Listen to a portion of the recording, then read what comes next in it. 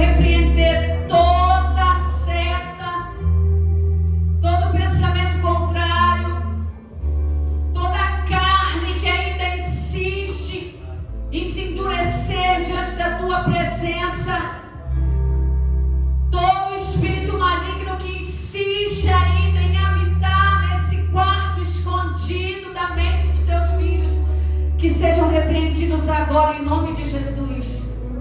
Não há nada que possa resistir à tua graça, à tua glória, à tua presença.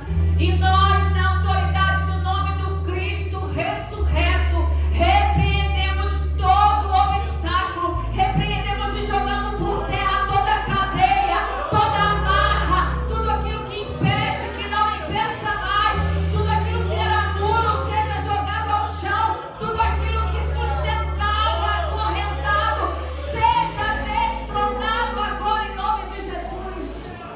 E que sejamos cheios da tua presença, em nome de Jesus. Aplauda o nome do Senhor. Pode tomar assento, aleluia. Deus está nesse lugar e está se manifestando. Tem diferença. Tem diferença quando você vê que alguém está no lugar e quando você vê que alguém se manifesta no lugar. Sim ou não?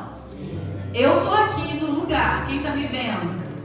E eu estou me manifestando aqui. Estou falando, estou pregando. Você está aí quietinho, eu estou te vendo. Mas eu vejo você manifestar também alguma coisa. É alguém que ajeita a roupa, né? É alguém, um obreiro que está passando. É a mídia que está passando. É alguém que está dando glória. Tem diferença. E o Espírito Santo de Deus está aqui. E muito mais do que apenas estar, Ele está se manifestando no nosso meio. E o intuito dele é esse: que você venha para cá e que você sinta nesse lugar o que você não sente em outro lugar. É porque aqui é mágico? Não, mas é porque aqui nós invocamos o nome santo do Senhor.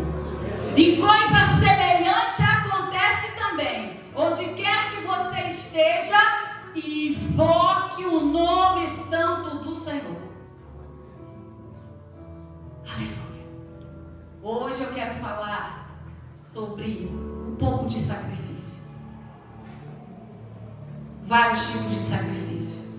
E no final vai sobrar para nós. Gente, eu peguei aqui quarta-feira na palavra, Pastor Júnior. O pastor Mihai está me colocando em cada uma. Obrigada. Deus te abençoe. Primeiro me colocou para falar da série Vencendo, né, os vencedores. Me coloca para falar vencendo a raiva. Eu que sou a fúria em pessoa. Estou me convertendo, irmãos, a cada dia. É uma dose de conversão, amém? Cuidado, hein? Se você já chegou no 100% de aproveitamento, né, no varão perfeito, ou você vai fazer igual Enoque. Jesus vai te arrebatar. Então, sinal que aqui ninguém está 100%. Eu estou no 100%, estou na peleja ainda do 100%, fui pregar vencendo a raiva. Deus me deu graça. E como eu aprendi naquela pregação? Aí ele me coloca o pastor Jean para falar, vencendo o que você pregou, pastor Jean? Fiz o medo. Vencendo o medo, ótimo, mas o quê? A outra foi nas finanças. Vencendo lá, superando os problemas. E eu, quarta-feira, vencendo o quê? A língua. Seria, você não estava aqui. Como é que prega? Rindo, o pastor Mihai e a missionária Josiane, inclusive estou com saudade de ouvir-te. Amém, igreja? Oh, aleluia! Deus está trabalhando ali naquela missão. Amém. Jesus. O Senhor tem uma porção dobrada te esperando. Aleluia. Aleluia. A missionária Josi prega sorrindo, o pastor Mihai prega sorrindo. Eu não prego sorrindo, já normal. Daqui a pouco, eu estou rindo agora, mas daqui a pouco você vai ver. E ainda prego contra a língua, irmãos. Quase que eu fui expulsa do púlpito quarta-feira, porque descia a lenha aqui. Primeiro pegou em mim, lógico, né? Mas foi. Aí hoje eu venho e prego no sacrifício. vai sobrar para nós daqui a pouco. Brincadeiras à parte, irmãos. É assim que a gente vive, né? É assim que a gente aprende. Quem é que lembra da professora mais boazinha que teve quando era pequenininho? E da mais brava? Quem lembra? Aí, ó. A gente costuma lembrar dos mais bravos. Misericórdia. Mas vamos começar então. Mateus, capítulo 16, versículo 24.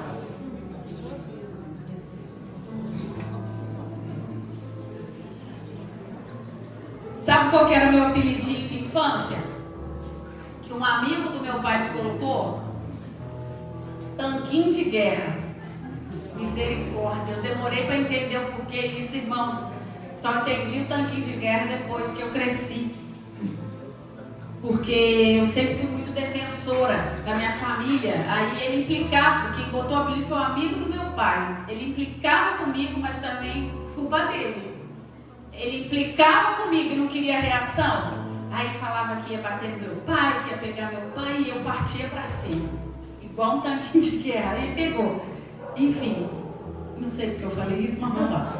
Mateus 16, capítulo 16, versículo 24 diz assim: Então disse Jesus aos seus discípulos: Se alguém vir após mim, renuncie-se a si mesmo, tome sobre si a sua cruz e siga-me. Porque aquele que quiser salvar a sua vida, perdê-la. E quem perder a sua vida por amor de mim, acha-la. Pois que aproveita o homem ganhar o mundo inteiro se perder a sua alma? Ou o que dará o homem em recompensa da sua alma? Porque o Filho do Homem virá na glória de seu Pai, com os seus anjos, e então dará a cada um segundo as suas obras. Na verdade vos digo, em verdade vos digo, que alguns há dos que aqui estão, que não provarão a morte, até que vejam ver o Filho do Homem no seu reino. Bem claro, né? Bem claro as palavras de Jesus. Aqui a palavra em si já é autoexplicativa. Aqui não tem muito o que decifrar. Está esclarecido, escancarado. Amém? Quem entendeu a leitura? Amém. Jesus disse: quem quiser vir após mim, pode vir. Mas tem algumas... Meu Deus, eu estou esquecendo umas palavras. Algumas condições para me seguir. Primeiro tem que renunciar a si mesmo. E aí toma a sua cruz, ainda tem que pegar a cruz e ir após ele. Só que não para por aí. E é o depois que eu quero fixar a pregação aqui hoje. Eu quero fixar no que Jesus falou depois. Quem perder, aquele que quiser salvar a sua vida, perdê-la. E quem perder a sua vida por amor de mim, acha-la. Irmãos, isso aqui é muito profundo. E é por isso que eu orei por você.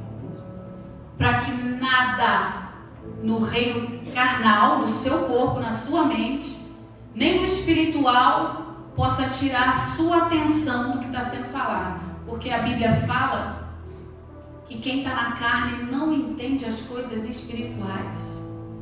E toda a profundidade dessa pregação aqui está no reino espiritual. E você precisa agora entrar no reino do Espírito e deixar a sua carne, o embaraço da carne, a ansiedade, o medo, a dúvida para lá e focar com teu espírito e alma para você entender a profundidade de que é isso. Isso acontecendo, você vai sair daqui uma tocha acesa. Porque se eu digo para um homem carnal, aquele que quiser salvar a sua vida, perdê-la, ele vai chamar um psiquiatra para me internar. Porque ele vai estar achando que eu posso estar falando de até suicídio, autoextermínio ou alguma coisa semelhante. Porque é não entende o que está escrito na Sagrada Escritura. Mas quando eu digo isso para a noiva do Cordeiro, já é quase que autoexplicativo. Ela entende. Ela sabe que isso significa a minha devoção absoluta ao meu noivo. Perder a minha vida aqui é eu abandonar a minha vontade e entregar para o dono dela, para o meu noivo, para o nosso noivo, que é Jesus. Mas isso não é tão fácil. É muito bonito, mas não tem nada fácil. Porque para acontecer isso, requer o quê? Sacrifício. Quando a gente fala de sacrifício, agora eu vou falar literalmente. A gente lembra muitas coisas, né? Biblicamente falando, se eu falar de você algum sacrifício marcante, quem aqui comigo lembra do Isaac? Não foi? Altamente impactante. O único filho da esterilidade da sua mulher, já idosa, Deus abre a madre dela, ela engravida, ela tem Isaac, e Deus pede Isaac como sacrifício. Literalmente. E aquele homem de fé, considerado o pai da fé, vai, pega seu menino e vai ofertá-lo ao Senhor. Lá para o Monte Moriá, né? No Monte Moriá, Deus brada, interrompe o ato e diz: para, já chequei sua fé. Pega ali aquele cordeiro, coloca ele no lugar, mas de alguma forma teve o sacrifício ao Senhor. Tem um outro caso que eu quero conversar com você também de sacrifício. Pouco pregado, pouco falado. Jefté. Jefté foi um juiz de Israel, na época que ainda não tinha reis em Israel. E Jefté era um homem, isso só para você ter referência, não precisa abrir nem ler lá não. Juízes 12, 11, 12. No livro de Juízes, do capítulo 11, 12, conta a história desse homem que não foi constituído juiz imediatamente, não. Ele teve uma história difícil de vida. Ele tinha um pai importante, ele era filho de Gileade, porém a mãe dele era uma prostituta. E ele tinha outros irmãos do pai com a esposa. Jefté então é fruto de um adultério com uma prostituta. Não foi um caso que o pai dele manteve, não estou justificando não, que ambos são terríveis. Mas para piorar ainda, era uma mulher que sobrevivia de sexo por dinheiro ou outras coisas, ouro, comida. E Jefté nasceu desse relacionamento extraconjugal com essa mulher, sem eira nem beira. E já cresceu com aquela marca. Muito embora o pai dele fosse importante, fosse Gileade.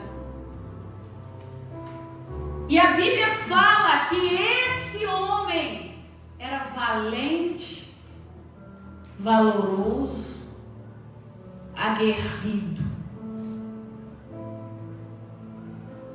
Ele não teve culpa de nascer de onde nasceu. E muito embora essa história de vida dele tivesse trazido várias marcas, a Bíblia elogia ele.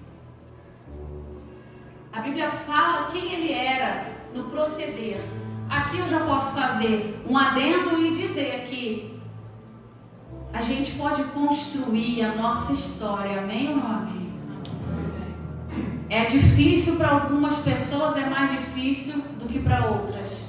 Mas mesmo assim está na minha e na tua mão governar o sentido da nossa vida.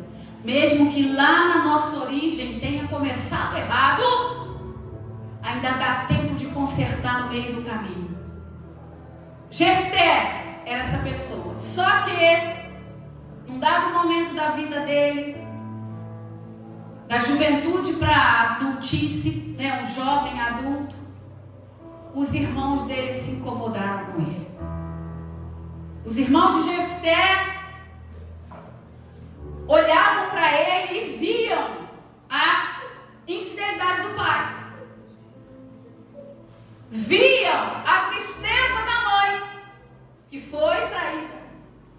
Via na figura de Jefté uma ruptura de aliança. Via na figura de Jefté uma marca na vida deles. Eu estou falando dos irmãos, eu não estou falando nem de Jefté. Porque algo, quando vem errado, ela não só estraga a vida da pessoa, mas de todo o seu entorno. Sim ou não, igreja? E os irmãos, filho do pai e da mãe, tomaram uma atitude de escorraçar o Jefté de casa. Botaram para fora: sai daqui, nós não te queremos mais. Sai daqui. Caça o seu caminho, você não é bem-vindo no nosso meio. Você está estragando o nosso ambiente. Você é a marca de um pecado, de um erro, e isso nos afeta. Eles não souberam lidar com o que aconteceu. Ao passo que Jefté, que foi a vítima, deu um jeito na vida dele, mas as pessoas do entorno não conseguiram. Mas Deus sabe o que faz. Amém, igreja? Amém. Se você estiver passando por um momento na sua vida, saiba, meu Deus sabe o que Ele faz. Se Ele está permitindo isso acontecer comigo, se estão me olhando torto, se estão... Eu sou vítima, mas estão olhando para mim como se eu fosse o causador e estão me escorraçando. Eis-me aqui, Senhor. O que eu creio no que Tu faz. E Jefté foi para fora de casa. Foi para fora de casa e foi viver. Só que foram acompanhar eles, os homens que estavam também a erro. E ele arrumou tipo uma patota. Lembra quando Davi estava sendo perseguido e também andavam com eles os desempregados, os endividados, os depressivos? Lembra? E Deus depois fez daqueles valentes também? Isso depois de Jefté. Jefté veio antes de Davi. Jefté também tinha uma turma assim, bem daquelas que de vez em quando a gente vê na rua. Sim ou não? Sim ou não? Se eu falar com você, você conhece alguma turma de pessoas terríveis, endividados, desempregados, baderneiros, valentes? Tem na rua. Quando você os vir, não os julgue, mas lança a semente. Ali é a turma de Jefté. E você vai descobrir por quê. Ah lá, a turma de Davi. Lança a palavra de bênção. Lança a palavra de bênção, porque o meu olho, o teu olho não é capaz de atingir aquilo que o olho de Deus é. E às vezes a gente julga, apedreja, e depois vem aquilo e dá 2 tapas na cara da gente e fala: sabe lá como é que Deus faz? Toma. E aí Jefté vai viver a vida dele, até que a hora de Deus chega. Até que você está nessa luta, você está passando essa prova, você está vendo as coisas só fecharem o cerco contra você. Eu digo para você, até que Deus resolva intervir na tua vida de novo e fazer a justiça que Ele tem que fazer. Israel agora é ameaçada pelos moabitas. O povo de Amon quer pegar e invadir Israel, e Israel está sem uma liderança firme. Israel está sem quem lute por eles, quem vá à frente do batalhão. Israel está sem alguém ousado e corajoso, habilidoso na arte da guerra. Israel não tem quem o defenda, um homem de verdade. Israel está sem um capitão. Israel está sem alguém corajoso e valoroso de verdade. E aí lembra de quem? Aí lembra de quem? Opa, nós temos um homem valente. E ele é israelita. Nós temos sim um homem capaz de liderar um homem ousado, trabalhado na espada, que não tem medo de cara feia, nem de exército grande. É Jefté. Mas nós expulsamos Jefté. E agora? Vamos chamar Jefté de volta. Vamos voltar e vamos chamar Jefté de volta. E foram eles. Acharam Jefté. Jefté! O que vocês estão querendo comigo? Precisamos de você. Estamos sendo ameaçados e, por certo, os moabitas vão nos invadir, vão tripudiar sobre nós. Precisamos da sua capacidade bélica. Precisamos de você, do seu valor, da sua coragem. Jefté não perde a oportunidade, né? Ué, agora vocês estão lembrando de mim? Ele não perdeu a oportunidade. Eu fui expulso da minha casa pelos meus irmãos e ninguém me amparou. Agora vocês estão lembrando de mim? Peraí, vamos conversar melhor. Vocês querem o que de mim? Nós queremos que você seja nosso cabeça. Tem certeza? Temos.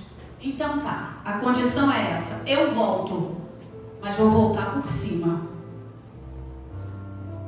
Vou voltar comandando. É assim que vocês querem de volta? É, então vou. E Jefté, aquele homem que chorou, aquele homem que andou errante, agora tem a sua honra trazida de volta.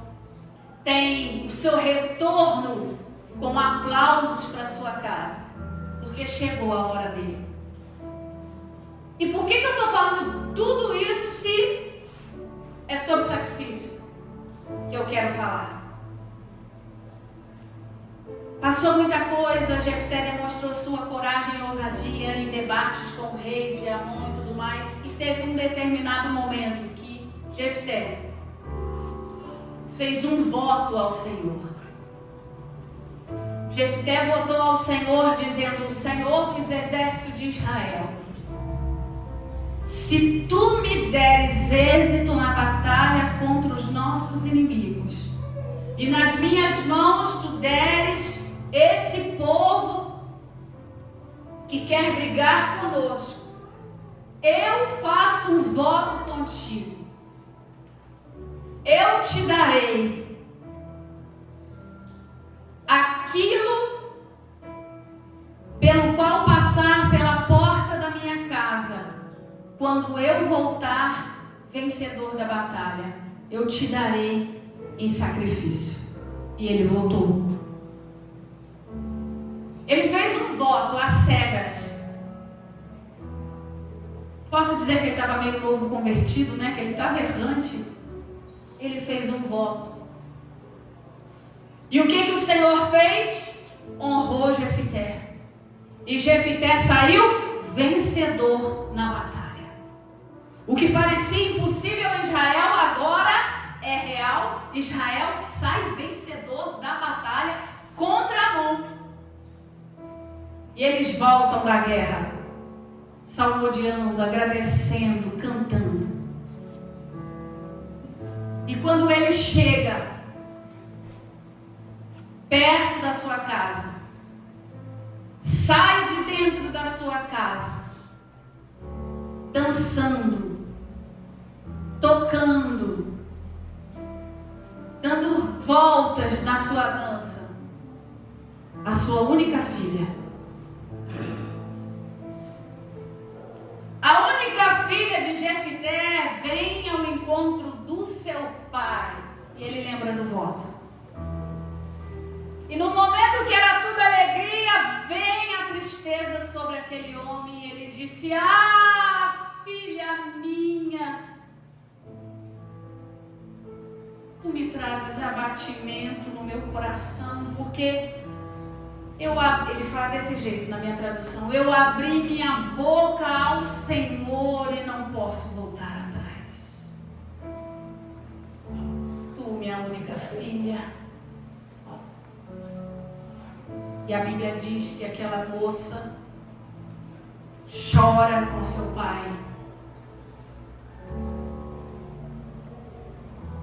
Todavia ela diz para ele: Pai, assim como Deus te honrou, pode honrar em mim o voto que o Senhor fez a ele. Eu só te peço uma coisa, me dá 2 meses para eu chorar minha virgindade. É isso que está na Bíblia. Para eu chorar minha virgindade nos montes. E depois eu volto a ti.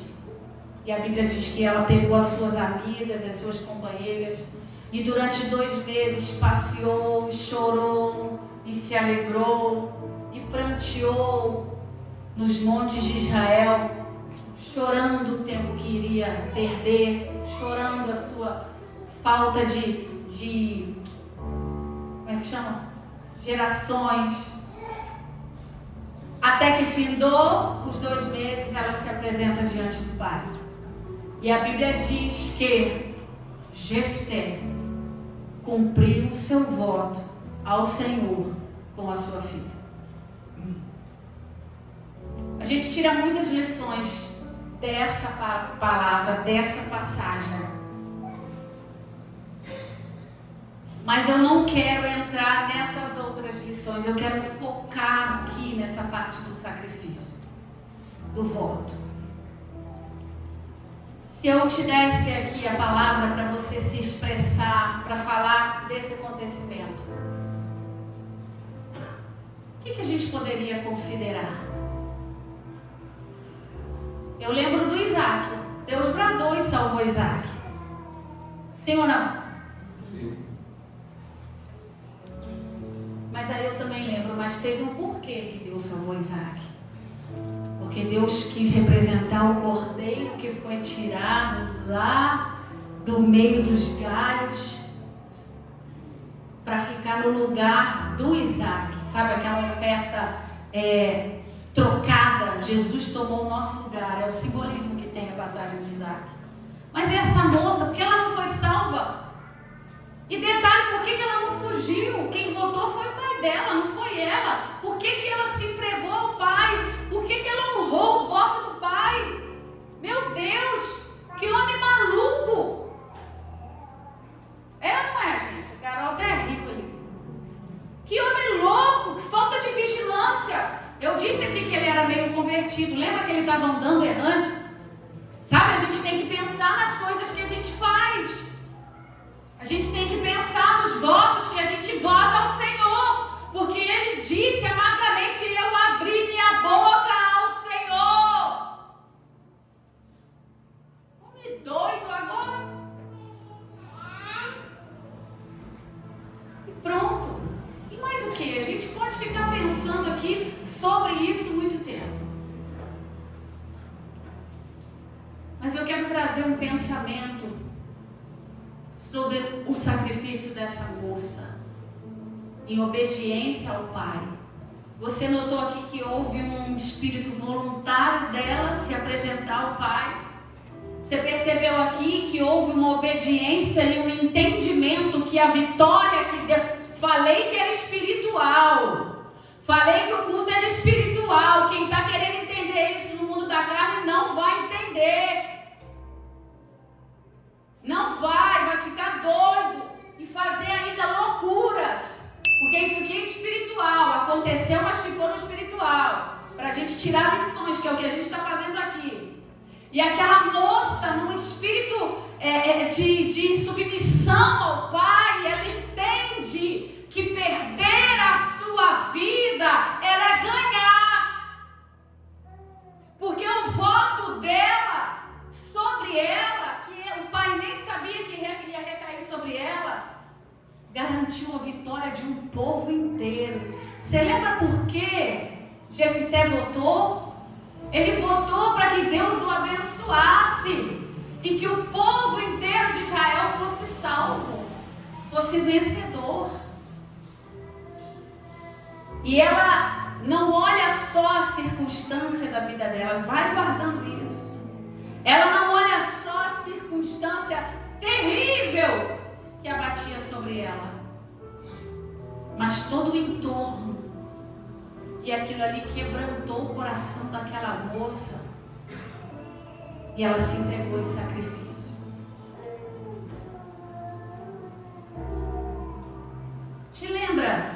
alguém assim, que em obediência ao pai simplesmente disse: tá certo, eu vou. O pai disse: eu vou te mandar. E o filho simplesmente, sem culpa, disse assim: eu que vou? É, filho, você que vai. Mas é para salvar um povo ainda que nem existe. O caso da filha de Jefité já tinha havido a vitória. Eu estou falando aqui de Cristo, que aceitou a submissão da palavra do Pai, de entregar ele à morte, para salvar um povo ainda que nem foi salvo ainda seria. E Jesus se sacrifica como um filho. Glória a Deus.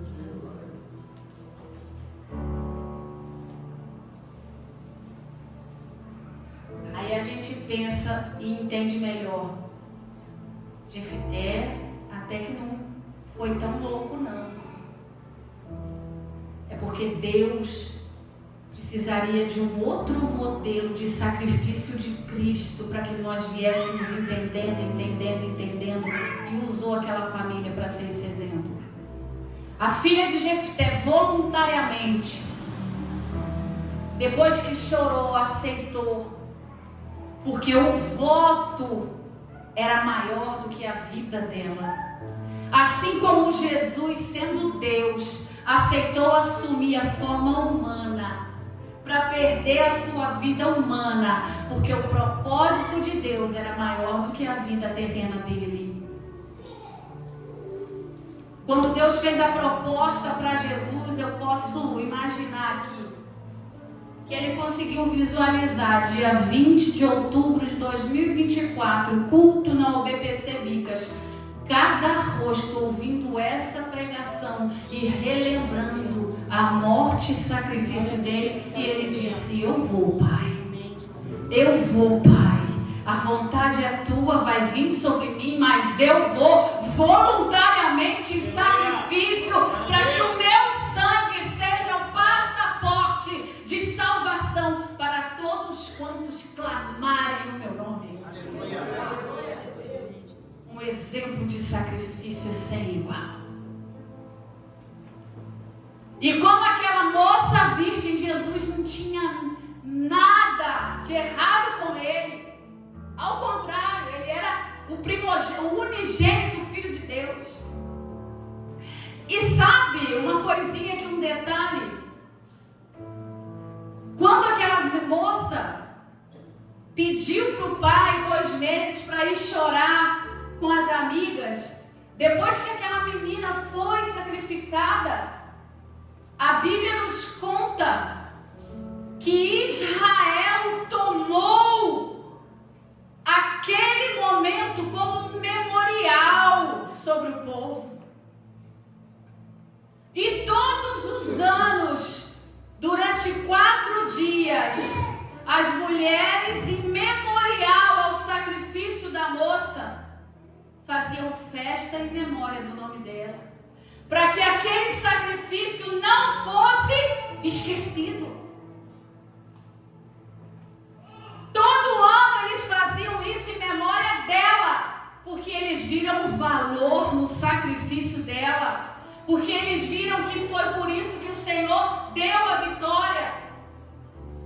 E coisa semelhante a igreja faz com relação ao sacrifício de Jesus. Nós estamos aqui fazendo o quê? Relembrando o sacrifício de Jesus, dizendo para ele: estamos aqui cultuando, porque queremos dizer aos 4 cantos da terra que o teu sacrifício não foi em vão, Senhor. Há um povo que foi resgatado, há um povo que foi salvo por causa do teu sacrifício.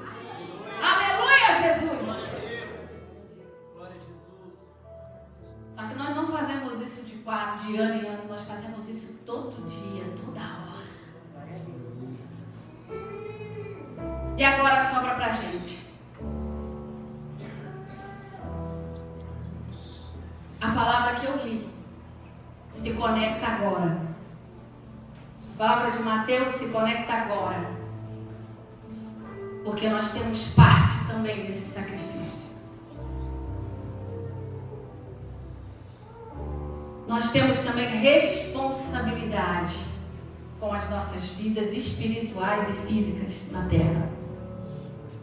E Jesus, antes de se dar como sacrifício, deu uma palavra. E ele disse isso que eu li para você. Quem perder a sua vida por amor a mim, como é que é? Ganha lá? Não. Acha lá. Meu Deus. Esquecimento meu me corta num momento. Acha lá. E o contrário também é verdadeiro, tá? E quem perder a sua vida por mim, achará. O contrário é verdadeiro. Quem ganhar a sua vida sem amor a mim, perdê-la. Aqui está a nossa parte do sacrifício. Agora é nossa vez de sacrificar. Não se matar, pelo amor de Deus. Sai da carne, que eu não estou dizendo nada disso. O sacrifício aqui é viver uma vida de acordo com Cristo. É viver uma vida de acordo com os padrões que Ele deixou.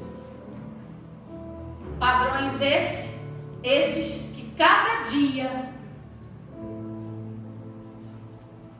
estão sendo pisoteados por Satanás e por seus homens aqui na terra. E nesse momento, escuta isso, igreja.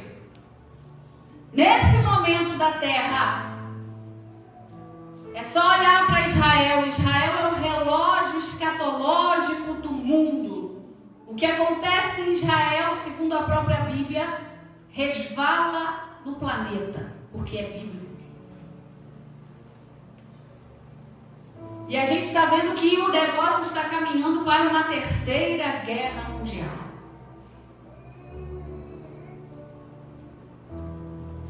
E vai cada vez mais piorar lá. Porque as pessoas estão olhando aquilo, algumas, né? Como se Israel fosse culpado de se defender. Não vou entrar em questões assim, porque infelizmente ainda tem pessoas que conseguem defender terroristas. Deixar isso para depois. Mas está vendo o que está acontecendo em Israel? Está vendo o que está acontecendo no mundo?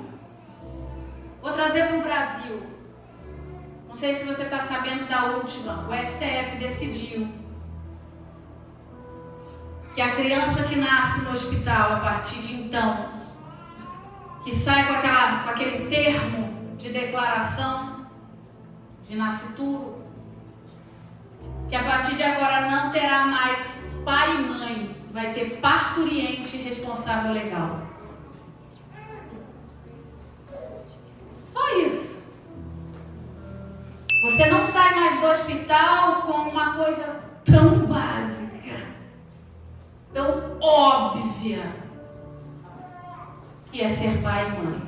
Você tem um nome agora politicamente correto para incluir pessoas. E todo o meu respeito aqui para pessoas que querem fazer o que quiserem. Mas eu me sinto desrespeitada como mulher, não ter no documento a palavra mãe. Mas não é porque isso é contra mulheres, isso é contra o que Deus estabeleceu. Tudo que é familiar, cristão, eles estão acabando, pisando. Não só no Brasil, não. No mundo inteiro. Hoje, se você quer ser rebelde, hoje, se você quiser causar, você diz que é cristão. Eles vão te olhar de cima a baixo, vão dar um sorrisinho e falar: ah, você tá maluco?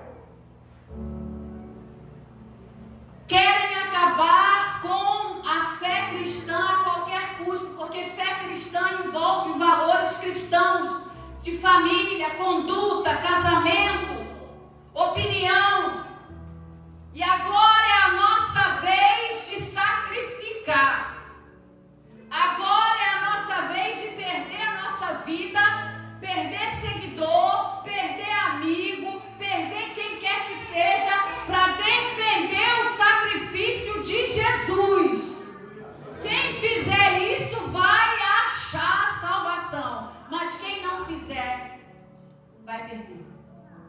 Chegou a sua vez do sacrifício. E olha que nem é com a vida ainda.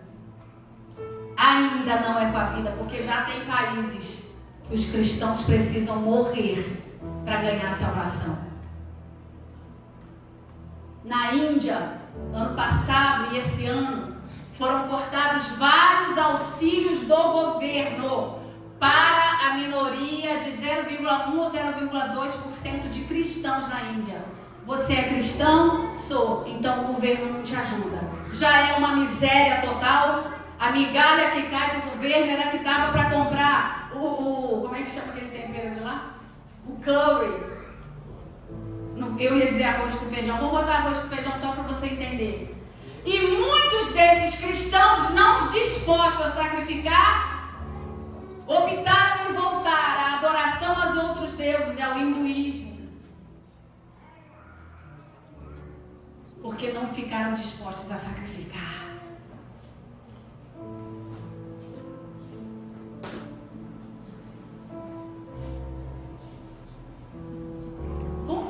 Não vamos ser tão severos a esse ponto. Vamos falar de coisas triviais no nosso emprego? Quando se estabelece uma roda de escarnecedores e começam... Esses dias eu passei por isso. Não no emprego, exatamente, mas numa roda onde começaram a esculhambar o pastoreio.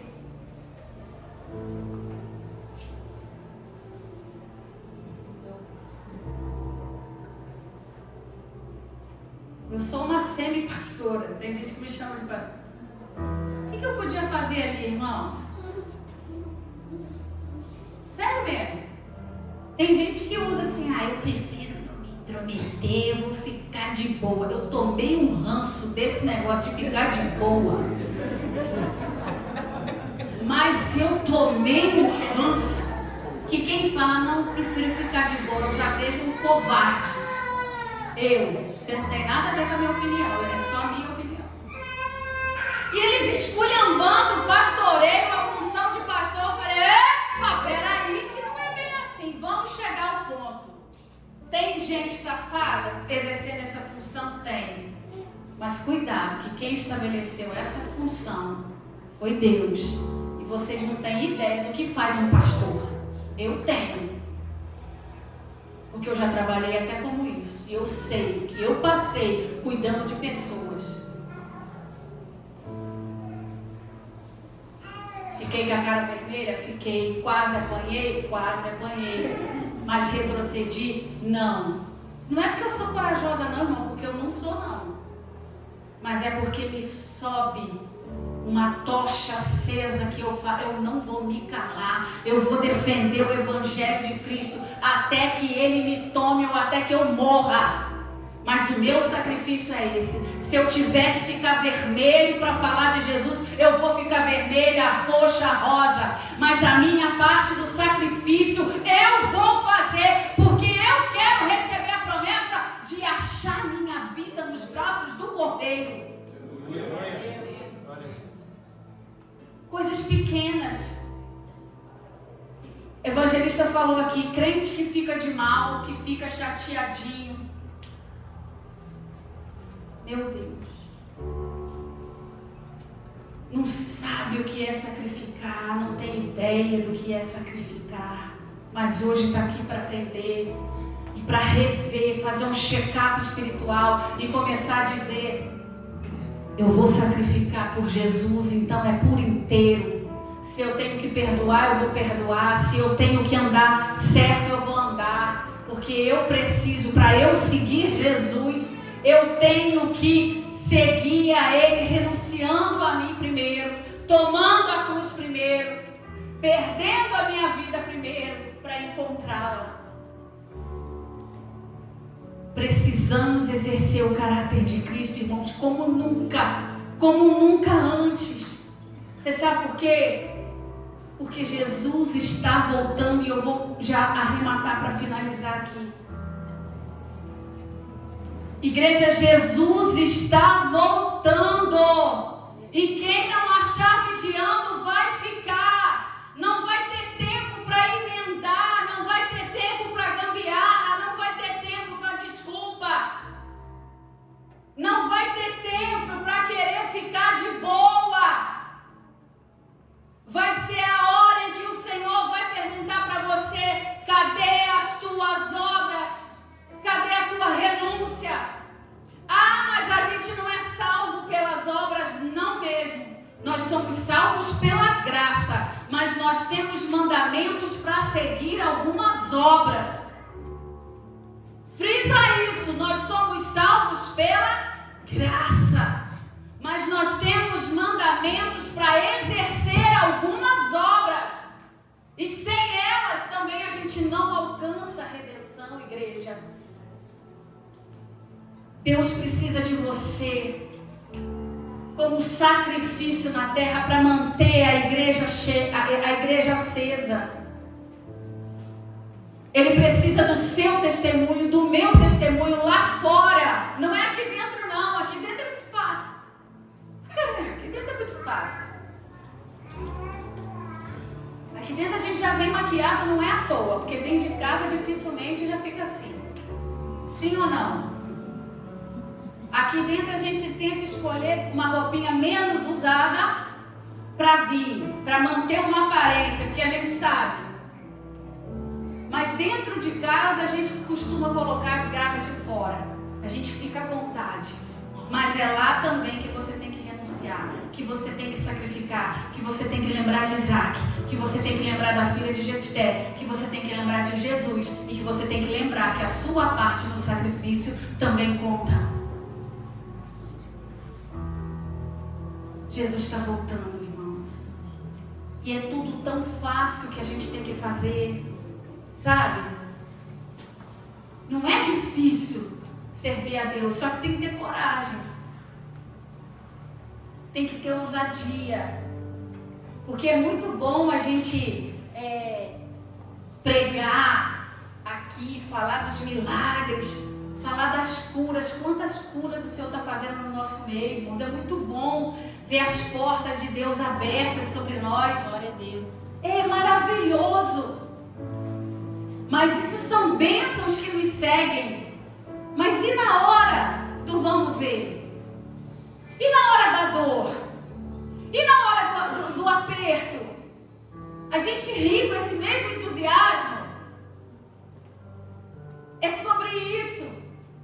É sobre pedir um tempo para o Pai para ir chorar e chorar.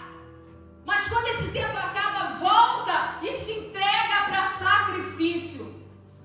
Deus está mandando dizer para pessoas aqui: o tempo que você pediu para ir dar uma voltinha por 2 meses e chorar, acaba hoje. Está na hora do recomeço, e é recomeço com sacrifício, para você encontrar comigo a tua parte na glória. Coloque de pé em nome de Jesus.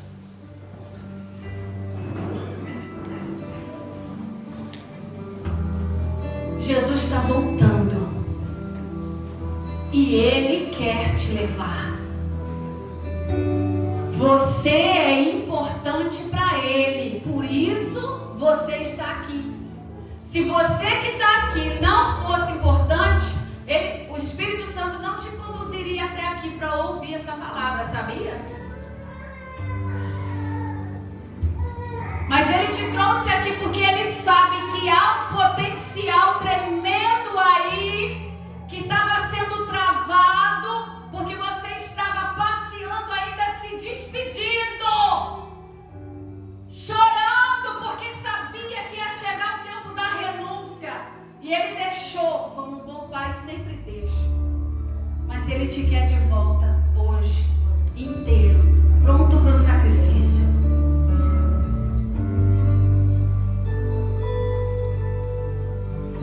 A igreja entra em espírito de intercessão por almas. A igreja começa a interceder por almas travadas com cadeias espirituais, porque eu posso ver e sentir isso aqui. Eu posso ver e sentir ainda almas acorrentadas, chorando pelos montes, pelos 2 meses que pediu para o pai. Mas só que há uma unção aqui nesse lugar que despedaça todo o jugo. Há uma unção nesse lugar que quebra todo o jugo. Há uma unção nesse lugar que é capaz de trazer de volta, que é capaz de unir as famílias de volta, para que o sacrifício familiar seja pleno, e a glória de Deus seja plena, e a salvação de Jesus seja perfeita e acabada. Eita!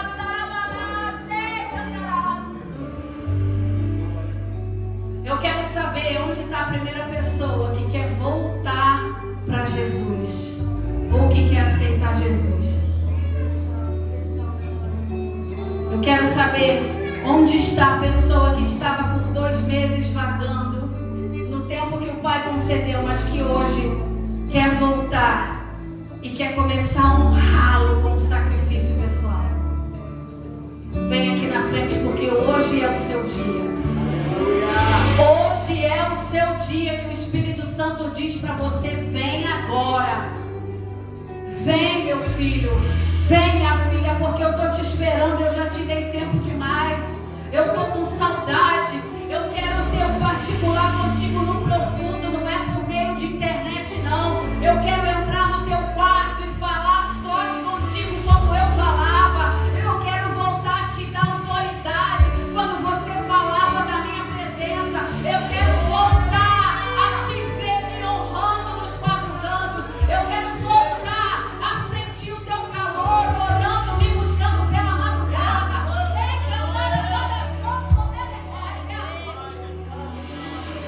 O Espírito Santo diz: vem.